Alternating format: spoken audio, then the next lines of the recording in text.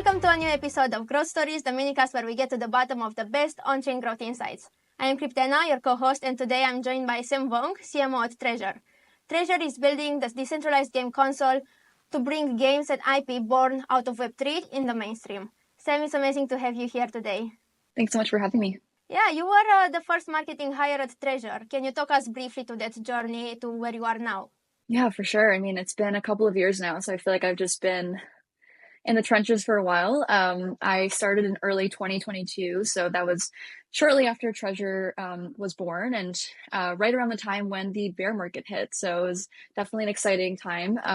First marketing hire, so there was no real marketing strategy, but there was definitely a very prominent, like organic community fervor that I kind of tapped into. It was also a time where there was a lot of distrust around crypto. I really spent a lot of time focusing on developing a strong positioning and brand that differentiated Treasure. We currently have over 10 plus games building on Treasure. Now we're a few weeks away from launching our mainnet. So super exciting to be launching our gaming chain, and really beyond publishing, beyond everything else, we will have this chain that we can continue to develop. That's amazing. That's an amazing journey, and clearly you've done a great job there.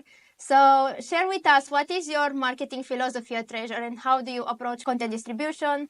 How do you choose the channels where to be most active on? Community is really everything at Treasure. It's definitely a defining factor of Treasure and why people come to Treasure. That's something that we really have tapped into and harnessed.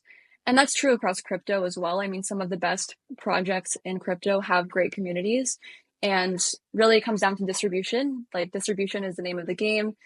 When you marry great distribution with good vibes and culture, it's intangible, but it's really something that can withstand multiple market cycles.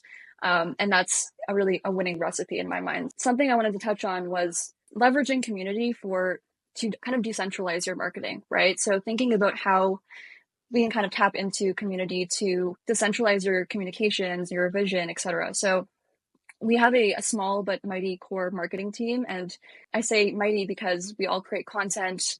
We're very active on Twitter. We're passionate about specific aspects of the ecosystem across Treasure, and so that's something that I looked for when I was hiring. But also, it's to me like what really makes our team special. And beyond that, our founders are really bought into sharing content as well. So this really taps into that decentralization of comms. In my mind, I think it's much more impactful when it comes from the people on the team than just like your main accounts.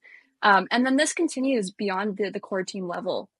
And in my mind, it's like even more important, arguably more impactful, right? I think about, all the community members, the everyday community members and players, the reply guys, the traders, the speculators. We have so many different stakeholders in our ecosystem, and they all really play an important part in communicating that vision and decentralizing our comms. And of course, like that extends into kind of more targeted sub communities. So we have our creators who are creating gaming content. They're very invested in our games specifically, and so they're often posting gaming related threads or videos. We have our ambassadors who are kind of like Treasure maxis. They don't necessarily create content, or that might not be their big focus, but they know everything about Treasure. Some of them are regional ambassadors, so they have their own kind of existing communities outside of our Discord or Twitter. And we kind of just amplify all of this content to them. Like, we send messages to them and then they translate them. They send them to their communities. You don't need to hire a massive team to do this, but you do really need to be engaged with the right people and form good relationships with them.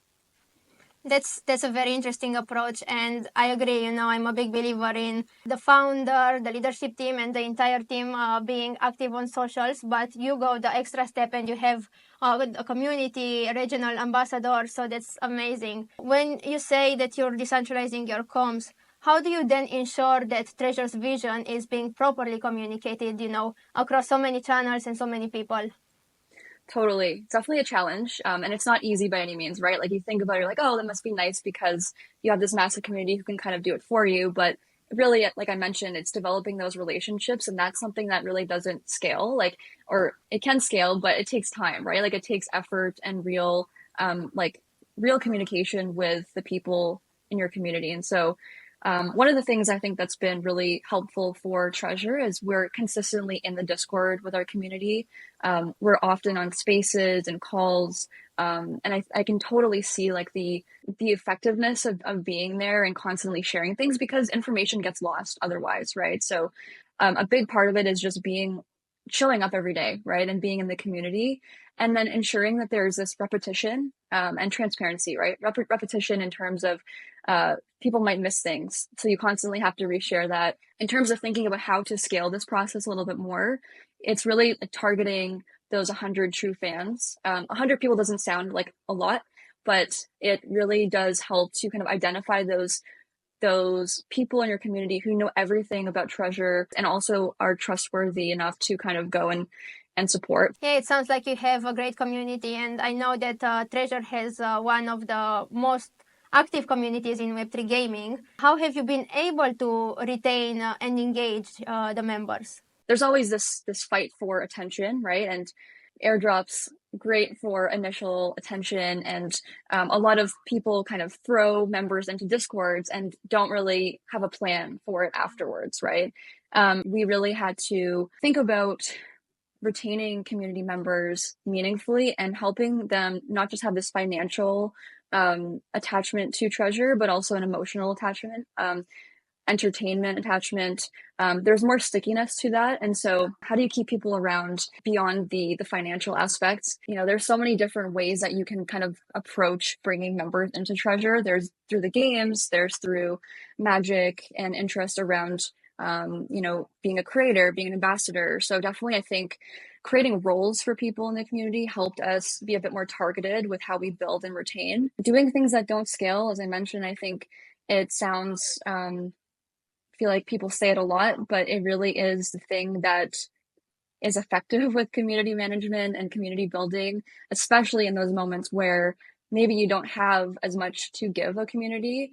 Hopping on calls, like one-on-one calls, are so effective. Again, they don't feels really difficult to do it because you have to really your meetings constantly, and but building those relationships, I've just seen how effective that has been, especially again with those really key community members who have that influence. So again, I think it's creating good fatui, spending time and being active meaningfully in the community as a team. And I think going back to creating roles for people, talking with them and not at them, listening for feedback, building trust. It's all of those things that really make for long-term community success. People appreciate when you actually take the time to speak one to one and listen Totally. to what they have to say. Yeah. Now more pointed, I know that Treasure currently has over 300,000 followers on Twitter, which is impressive. Can you walk us through the playbook of getting there? What worked best? What didn't? Yeah, totally. It's a good question. I mean, I think there's a couple of key things that stick out to me. The first is, I think Ish Verduzco has used this term before, fabricating virality. When something is posted, we don't just post it and hope that it gets good engagement. It's something where we're constantly sharing content across multiple channels to community members, to our game partners across our team, and then having them distribute that content. So really, especially when a specific piece of content needs to be amplified, we're fabricating that virality. That's a big one, I would say, for sure. And then staying true to our positioning. So really creating copy and visuals that feel organic and authentic to Treasure. There was a point in time where maybe it felt like we were getting a little bit too corporate in our communication. And so we kind of dialed back. And but there's still this fine line, of course. And so it's always making sure that there's this cohesiveness across every channel that we use in terms of how we position Treasure. And the other part there is not relying so much just on our main account's original content, but also amplifying content from our community builders to really kind of round out this voice. So showcasing, real people, real thoughts from the community from our main account has definitely been helpful. And then I think there's another thing that's been a challenge has been that Twitter is such a main channel for us. It's really where a lot of people in our community get news about products and infra, about big events happening across Treasure, but then also where we really want to gain new attention for builders and for players. So it's definitely been challenging to think about how we create this one size fits all channel. We have actually split up our accounts. So there's like an ecosystem account where we can kind of amplify tons of gaming content and creator content because, again, we're getting so much of it and we want to make sure that we're actually amplifying these things and replying to everything. And then from our main account, that's where we post slightly higher quality or higher tier, larger announcements. So that's definitely something that I think has helped create an expectation for people and helped build our account. But again, like there's this idea too that not all of our content is going to be created for the purpose of virality. Some of it is for educational purposes. And so before we post content, we're always thinking critically about like what are the goals here and what are we trying to achieve with this piece of content. That's amazing. So we talked about followers, but when scaling a Web3 game, what other metrics do you feel are important? Totally. I think, so much of the space still really focuses on attention, which is hugely important. But I think games, for sure, once they are live, they really need to focus on retention, right? Retention is such a big thing. And I don't believe many games have really reached this point yet. But I would say like the DAU MAU ratio, so aiming for like a 20 to 30% DAU MAU ratio is really important. Are people actually logging in and playing your game every day? What does that look like? Are players sticking around, right? The other thing I think that's very critical with Web3 games is the economic health. We've seen, time and time again, a game has a really awesome TGE, but sort of fizzles out over time, right? So what is that, earning versus spending ratio in game, LTV and ARPU? These are things that I think are going to be really important. And the most thoughtfully designed Web3 games will have this metric in mind, and we'll build with this in mind. So, simply put, really comes down to, is your game economy sustainable in the long term? And then I think the third piece is engagement depth. Things like average session length, core loop completion rate. So are players just logging in, or are they actually playing the game? Are they really engaged by the gameplay? And these are really hard things to, I think, for a lot of Web3 games to achieve right now. But again, I think some of the best games in the space are building with these core metrics in mind. Yeah, no, that's really good advice. Amazing. Now we'll move to a rapid fire round. So some quick answers only. Best marketing tactic this season?